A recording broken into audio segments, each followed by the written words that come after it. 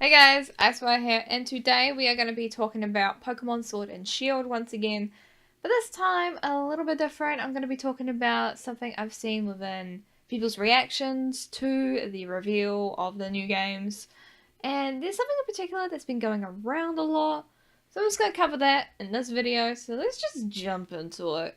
Now really quickly, I just want to say my opinion on Pokemon Sword and Shield. I'm very excited for it. I like how the starters look. School Bunny. Sobel is my boy. I love him and I would die for him. Grookey is hella cute. But in the end, Sobel is my boy. I just want to point that out there. Like, we here on this channel, I'm officially stating, we stand Sobel. Sobel is our boy. I love the UK setting with its rustic, peaceful countrysides and its lively, bustling cities that are quite industrial and clearly based on London and whatnot. I love that. And that's actually what we're going to be talking about today, is how the game looks. So the topic of today's video, like I mentioned earlier, is of course centered on how the game looks, and specifically graphic comparisons between Pokemon Sword and Shield and Pokemon Sun and Moon. There's been a few people making the argument that Pokemon Sword and Shield is just copy-pasted, like the same thing as Sun and Moon. There's no difference between the two. It looks rubbish when you put them side by side. And I just wanted to chime in my own thoughts and opinions on that because I'm gonna be honest, I think it's a load of bullshit. Now let me explain. Now of course there are definitely similarities between Sun and Moon and Sword and Shield. I have an example right here. For example, I came across this Reddit thread here, which I'll read a little snippet from and then go from there. So this person is saying that Sword and Shield looks exactly like the last gen, just with a higher resolution. Everything looks exactly the same. I even recognize the sofa in a house that just got slightly changed from Sun and Moon, so it's obviously the same engine, which I was referencing earlier. And will most likely often run on like 10 frames per second like the ones before, and will probably be the exact same gen as the last one with a few minor features like every time. Now something that I do want to touch on, and will be my main argument for this, is that there are definitely similarities between Sun and Moon and Sword and Shield, like the character models and some assets that are used in the game are exactly the same. Some people argue that there were couches that they spotted in the Sword and Shield trailer when the main character was inside a little house that looked very similar to a couch you can come across in Pokemon Sun and Moon. Now I just want to say this very clearly, I do not know shit about game development and I'm not going to pretend for a second that I do. However, I do know a teensy little bit about scaling when it comes to across different consoles. Now obviously when you take a screenshot from a screen of someone playing Pokemon Sun and Moon and put it next to what we saw in the footage of Sword and Shield, of course they're going to look different. One is going to potentially look better than the other, and that is because they are two completely different consoles.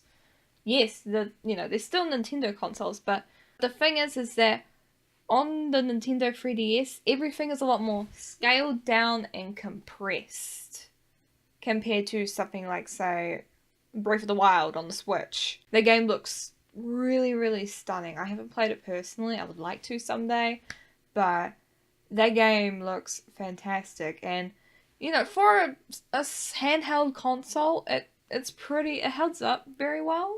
It holds up very well. Good English, but you get what I mean. And obviously with the Nintendo Switch you can play it either on the TV or on the go, and the argument that it's gonna run on 10 frames per second just boggles my mind, because no. If Sword and Shield did run at 10 frames per second on a TV, on the Nintendo Switch, that would be a clusterfuck.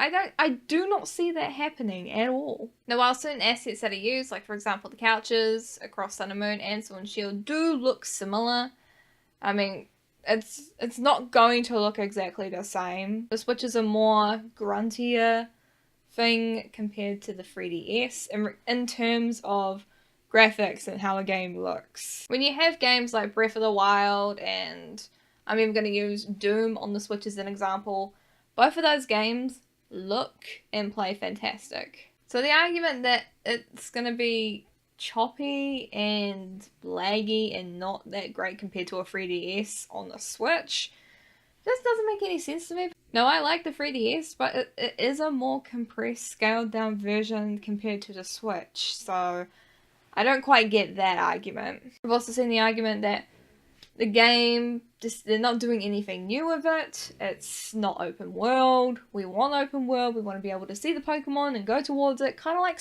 if you take Skyrim, but replace dragons with Pokemon. But then again, there's also Dragonite, which is a dragon, so it's not... And I think people that are expecting that kind of game are probably not going to get that kind of game. Now, with my research, I have seen this quite a lot within the Pokemon community, as well as outside the Pokemon community with different games, other things that I'm personally into, is that the argument that they're not doing anything different with this, it's just rehashing the same functions over and over again. The starters are exactly the same, which, to be fair, the starter argument that, you know, does have some weight to it, because I think having different type starters could be interesting, and just changing certain functions within the game. For example, there were people complaining that, oh, we don't want random encounters, they're so annoying. You know, when Pokemon Let's Go Pikachu and Eevee came out, you know, completely different. It is a simpler version, you know, it's easy to dip your water into the Pokemon world, if you will, with those two games, I believe. And that did away with random encounters. You could see which Pokemon were in the grass, so you know what exactly you were getting yourself into.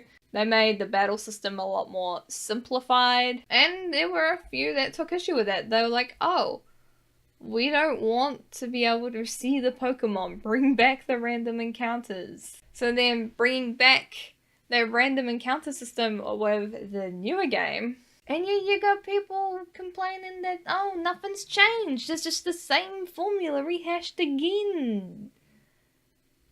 Huh? I feel like when it comes to these kinds of games, you know, people can be very, very nitpicky with what they want, and obviously Pokemon is no exception to that. There are so many games that are like this, well, the communities are like this, I should say. In regards to the Sun and Moon / Sword and Shield comparison, obviously they're not going to be exactly the same. Obviously. The Switch is a higher quality console than the 3DS. No hate towards the 3DS, I love the 3DS, but just in terms of how much grunt it has when it comes to processing graphics, the Switch is higher than the 3DS. So the argument that Sun and Moon looks better than Sword and Shield just doesn't make sense to me, because that's a more compressed game, because it's scaled down for a smaller console. Whereas with Sword and Shield, it's on the Switch. With the Switch, you can plug it into a TV or a screen, whatever you want to frickin' use. And it's definitely not going to run at 10 frames per second. If that were the case, so many upset people, because the Switch is... You pay that much for a console and it runs at 10 frames per second, there would be riots, my dude. As for the arguments with the people wanting open world and being a little bit picky and choosy about what functions they want in the game, I'll just say one thing to that. You complain when they do change things up and you're like, oh, I want the old system back. And then when you get the old system back, it's like, oh, this sucks, give us something new. When they did last time. Huh? Anyway, those are my thoughts and opinions on that debacle. I just wanted to put that out there, because I kind of think that people are just sort of trying to poke a beehive for no reason, if you get what I mean. Like, they're poking at it with a stick, but there's no reason to poke at it, if you get what I mean. Like, you're just sort of poking at it for the fun of it. What's your opinion on everything I've talked about? Do you agree with me? Do you disagree with me? Anyway, I'd love to know what you guys think down in the comments below. Consider supporting me on Patreon, as it fuels the growth of my content's quality and the variety and production of said content that you guys get to see all here on the channel. And of course, a massive thank you to my current patrons, of course. They are Cosmoronic, Nicholas Montoya, Caroline Richardson, Cooladora, and Kay. And if you want to see your name shouted out at the end of the video like these guys, do hop over onto Patreon and have a look around at the cool rewards on offer. It is IceWire signing off, and I'll see you later next time on the channel. Have a lovely day / night with you are in the world, and I'll see you guys next time. Bye!